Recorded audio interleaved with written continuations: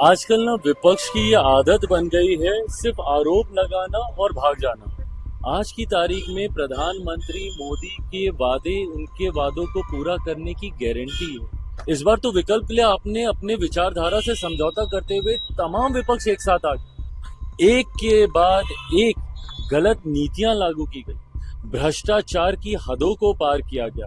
क्या झूठ बोले बताएं तो। आजकल ना विपक्ष की ये आदत बन गई है सिर्फ आरोप लगाना और भाग जाना। और देश भारत एक लोकतांत्रिक देश है, देश की जनता ये सब बातें देखती है और उसी के आधार पर अपना फैसला करती है। एक झूठ बोलने वाले मुख्यमंत्री दिल्ली में भी थे, जो बड़े बड़े दावे वादे कर कर आए थे। क्या किया देश की जनता ने 10 साल के बाद उनके साथ? उनको दिल्ली की सत्ता से बाहर कर दिया। इसी तरीके से अगर देश में कोई झूठ बोलता है तो लोकतंत्र में इतनी ताकत है कि उस व्यक्ति को अगले चुनाव में जनता अपना फैसला सुनाती है।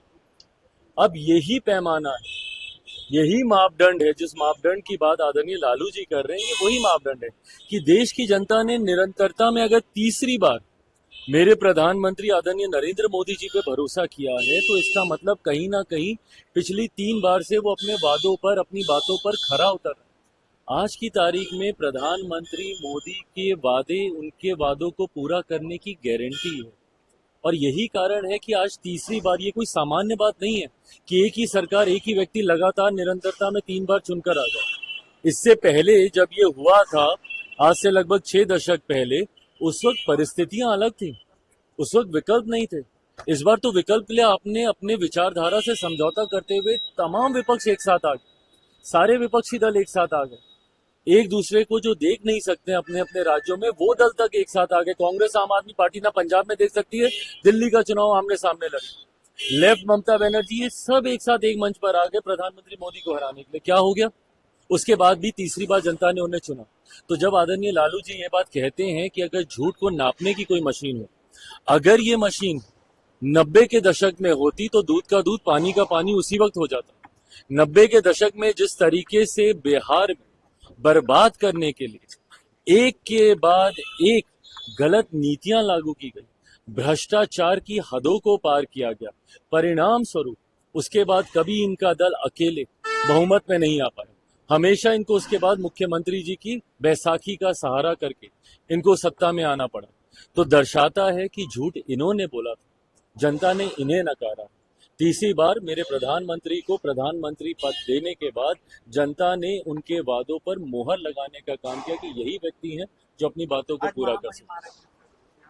स्वागत है, मैं अपनी तरफ से, अपनी पार्टी की तरफ से उनका स्वागत करता हूँ। बिहार वासियों की तरफ से मां महिम का मैं स्वागत करता हूँ और मुझे खुशी है इस बात की कि जिस तरीके से बिहार हमारा आज केंद्र बन गया है। कुछ लोग इस बात का सवाल उठाते हैं कि हमारे प्रधानमंत्री बार बार बिहार क्यों आ रहे हैं। भाई, हमारे लिए खुशी की बात है कि जब प्रधानमंत्री, आज 7-8 महीने बीते नहीं लोकसभा चुनाव को, कभी दरभंगा में उनका कार्यक्रम तो कभी जमुई में उनका कार्यक्रम, कल भागलपुर में उनका कार्यक्रम, आज मां महिम आ रही, पीछे भी उनका कार्यक्रम था यहाँ।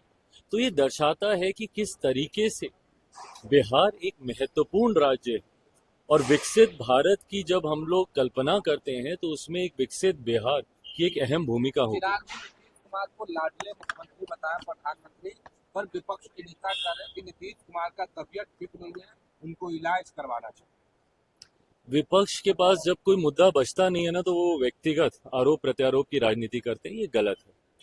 प्रदेश के मुख्यमंत्री हैं, इस तरीके से उनको लेकर भ्रम फैलाना, इस तरीके से उनके स्वास्थ्य के बारे में झूठी बातें करना आपकी बौखलाहट को दर्शाता है। आप जानते हैं कि विधानसभा का चुनाव आप हार रहे हैं, उपचुनाव में इनको पता चल गया, तथा कथित जो इनके गढ़ थे वो तक ये लोग हार चुके हैं।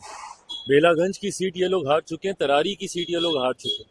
तो ये दर्शाता है कि आगामी विधानसभा चुनाव में विपक्ष अपना खाता भी खोल लेना तो ये बड़ी बात होगी।